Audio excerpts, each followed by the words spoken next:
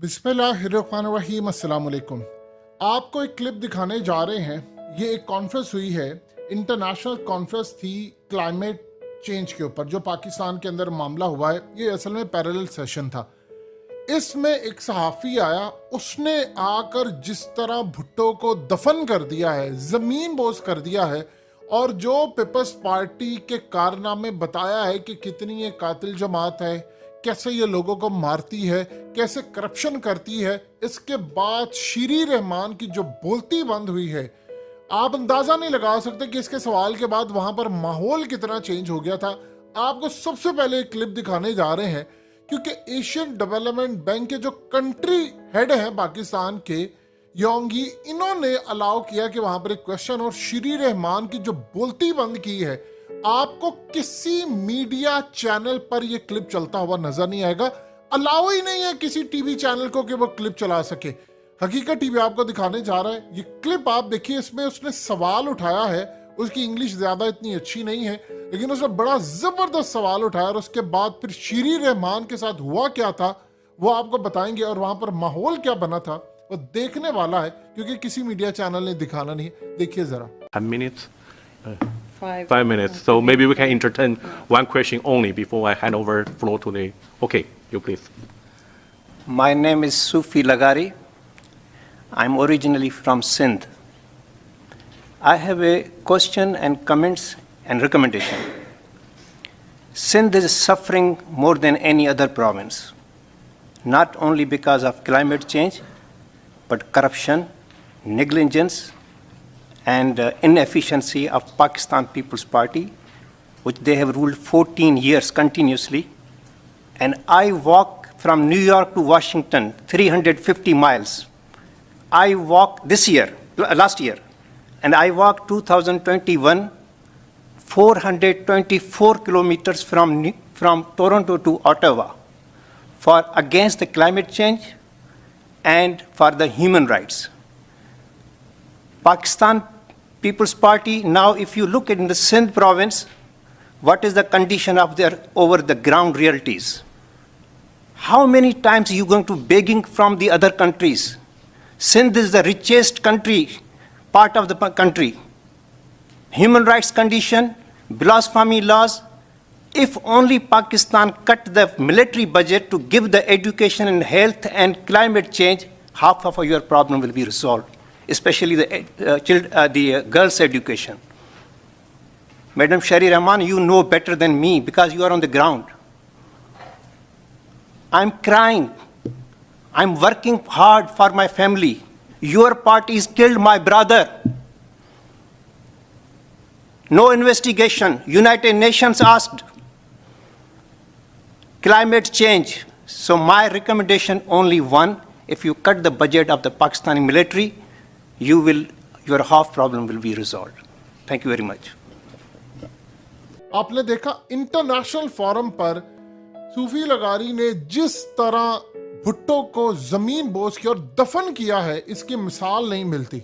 हुआ यूं कि शीरी रहमान इसके बाद आई, और इसके बाद आकर जवाब दे रही, देखे ना एशिया के अंदर और भी ममालिक हैं, उनके साथ भी यही मामला हुआ, वहां पर यानी करप्शन और जिस तरह ये कत्ल करवाते हैं, इस पर उन्होंने कोई बात ही नहीं की। वो जी होता रहता है ऐसे ना फलाना, ये हालात इस तरह जा रहे हैं, हम कोशिश कर रहे हैं। आप देखिए कि एशियन डेवलपमेंट बैंक और ये तमाम जो लोग होते हैं वहां पर, जो डायरेक्टर्स होते हैं, वो इन चीज़ों को नोट करते हैं कि पाकिस्तान के अंदर इनके बारे में क्या सोचा जाता है। यानी 40 साल से ये हुकूमत कर रहे हैं, और 40 साल के बाद सिंध की हालत क्या है, सिंध कितनी बुरी तरह बर्बाद है। जब वो इनको कर्जा या कोई चीज़ देते हैं, इनको असल में इस सवाल से इतना नुकसान हुआ है कि अब आप ये देखिए कि एशियन डेवलपमेंट बैंक या जो कर्जा, ये तमाम चीज़ें जो देते हैं, वो आकर एक काम करते हैं, वो फिर इनको मॉनिटर करते हैं, इनकी सिचुएशन देखते हैं कि आए ये पैसा कैसे लगाएंगे। अब ये जो शहबाज शरीफ ने कहा जी जनीवा से हमें इतनी इमदाद मिल गई, वो अब ये काम करते हैं, इन सवालात के बाद उसको नोट डाउन करते हैं। आप ये मत समझिएगा कि उन्होंने इग्नोर किया, वो इसको नोट डाउन करते हैं कि पाकिस्तान में ये चल रहा है, ह्यूमन राइट्स का मसला है, पाकिस्तान के अंदर ये चल रहा है, सिंध में इतनी तबाही है, सैलाब है, और इनकी अयाशियाँ ख़त्म नहीं होती। फिर वो इनके हाथ में डायरेक्ट पैसा नहीं देते। अब ये जो हालिया जनीवा से इमदाद में, अभी तक शहबाज शरीफ ने बताया नहीं है कि ये इमदाद है, कर्ज है। कर्ज है तो भाई कितने फीसद सूद पर है, फ्री है तो कब अदा करना है, कितना है, कोई कर्जे हंसना तो हमें देने से तैयार नहीं, यानी किस लेवल पर।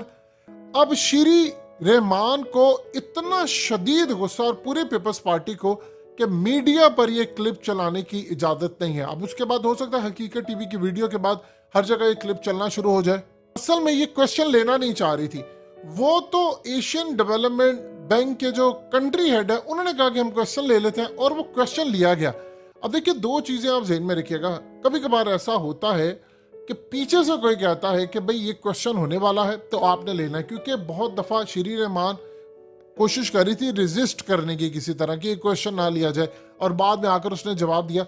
जब इस तरह का मामला होता है तो इनको अंदाजा होता है कि इंटरनेशनल सतह पर इनके साथ होने क्या जा रहा है, और एशियन डेवलपमेंट बैंक के जो हेड होते हैं वो फिर इसको नोट डाउन करके अगली दफा जो अपनी फिजिबिलिटी रिपोर्ट बनाते हैं वो उसमें इन चीजों का हवाला रखते हैं कि आपके साथ ये हुआ है, आपने मुल्क के साथ ये किया है, और वो मजीद इन पर कड़ी शराइत लगाते हैं कि आप इसको वापस करने जो कर्ज ले रहे हैं वो आप इसको कैसे वापस करेंगे। जब वो मजीद कड़ी शराइत लगाते हैं वो ये अवाम पर जाकर मजीद शराइत लगाते हैं।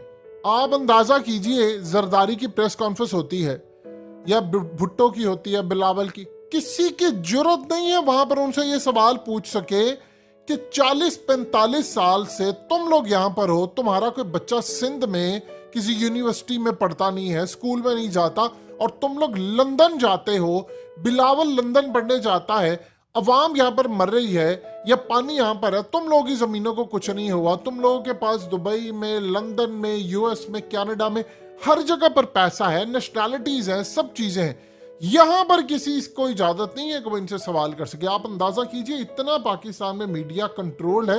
ये कहा जाता है, देखिए सबको पता है, आप एक ताकत के साथ मिल जाते हैं, फिर उसके बाद वो ताकत आपका टेक केयर करना शुरू हो जाती है, फिर उसके बाद वो मीडिया भी कंट्रोल हो जाता है। यही सूरत हाल है। ये जो कहा जाता है जरदारी को एनआरओ दे दिया, फलाना दे दिया, असल में आपका पूरे का पूरा मीडिया इस वक्त कंट्रोल है। सहाफियों को हर तरह की मुराद मिलती है।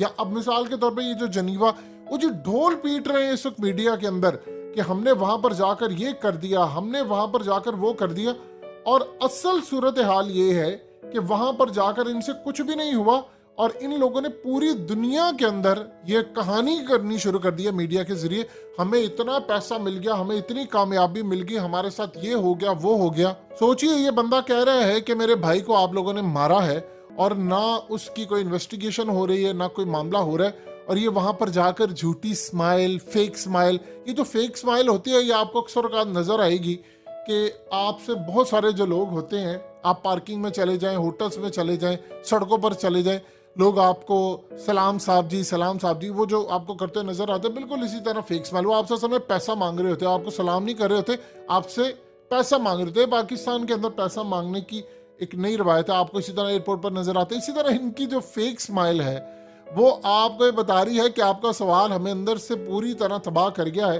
लेकिन हमारे चेहरे पर मुस्कुराहट है। पाकिस्तान होता तो हम आपको गायब कर देते, लेकिन क्या करें, यूनाइटेड नेशन है या इंटरनेशनल फोरम्स हैं या जनेवा कॉन्फ्रेंस है या कुछ भी है, यहां पर हमारी इतनी औकात नहीं कि हम आपको हाथ भी लगा सकें।